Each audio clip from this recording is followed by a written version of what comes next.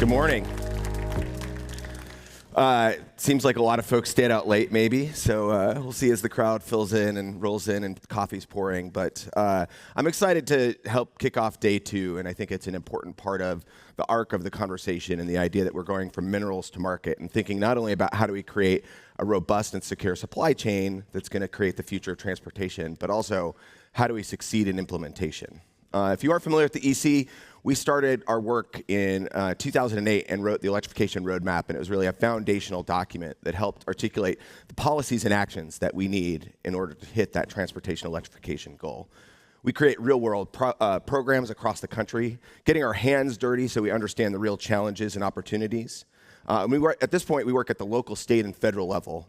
And I want to start by, or I guess in the middle of this, start by thanking our staff and our partners who do their hard work every day to make this possible.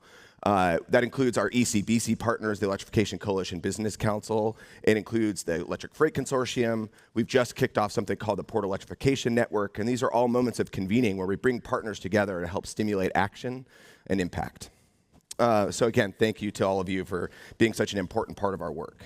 So the reason we do this, and we've talked about it yesterday, and we're going to continue to talk about it today, but is the economic and national security impacts that exist for our transportation system. And so oil still has an incredible monopoly on transportation, and that means every year it puts us in the face of countries and others who don't share our democratic values and ultimately can manipulate price and supply.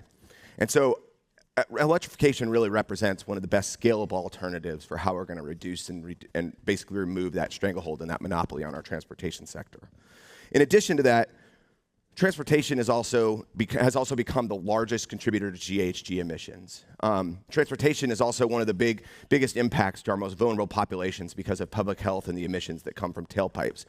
And so not only is transportation or electrification an important part of solving all of those problems, but now it's also a globally competitive opportunity. The market is rapidly ascending, and we're seeing that through the challenges and the opportunities that come from our other countries like China, who are obviously waging in very heavily into this space. And if we don't hit the accelerator, we're going to not only lose on the dependence on oil, but we're also going to lose U.S. and allied leadership within the transportation sector. Just to give you an example, the numbers are increasing really rapidly. So we're already at over almost 30 million EVs on the road right now, and every year we're seeing the market increase year over year.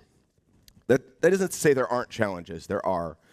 We're seeing incredible wins against us politically. We're seeing challenges with technology at different points, but we're also seeing huge steps forward. And these are not all. Not all of these challenges are realities.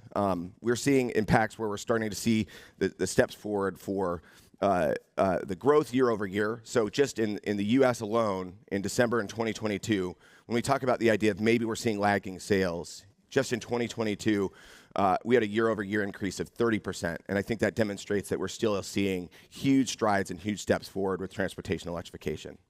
Not only that, technology is making huge leaps forward. Charging is getting faster every day.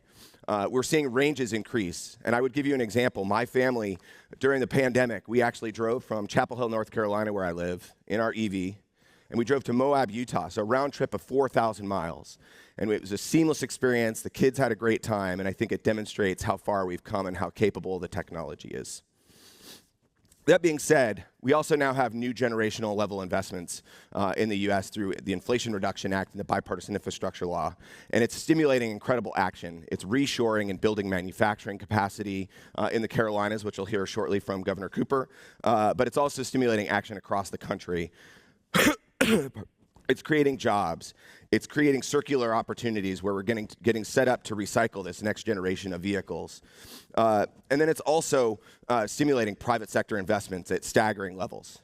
Just at this point, we're already over $300 billion of private sector investments in the U.S. alone in the transportation electrification sector. And this is really starting to move the ball forward, but we have a lot of work to do in the coming decade. So today is going to be an important conversation. We're going to talk about how do we drive electrification at scale. We'll get into the specifics of the politics of the funding, of the different business models, of how we're going from light-duty vehicles to medium-duty to heavy-duty, and everything in between.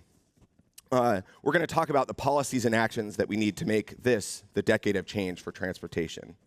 And I think at the end of the day, this is going to be about the idea that right now we're at that stage of the hard work. This is a huge transition and an overhaul of one of the biggest parts of our economic system. And so the next decade has a big opportunity for us to create the future of transportation. And it's not a question of if it will be electric, it's just a question of when. And I hope all of you will be a part of helping us accelerate that so much faster. So thank you. At this point, I'm going to transition very quickly, and I'm excited to be here to introduce Governor Cooper. So the governor made the trip up to join us today, and he is serving his second term as North Carolina's 75th governor. If you aren't aware, the state of North Carolina really represents a place that has everything from the minerals to the infrastructure to the OEMs that are building vehicles, both from a light duty standpoint to heavy duty. And so he was born and raised in North Carolina in Nash County, where he attended public schools, earned his degree from the University of North Carolina at Chapel Hill, which I live just down the street from. And since taking the office in 2017, he's worked tirelessly across party lines to build unique coalitions that led North Carolina to expand Medicaid after years of opposition. He's also helped North Carolina set records with tens of thousands of new jobs and revitalizing rural communities.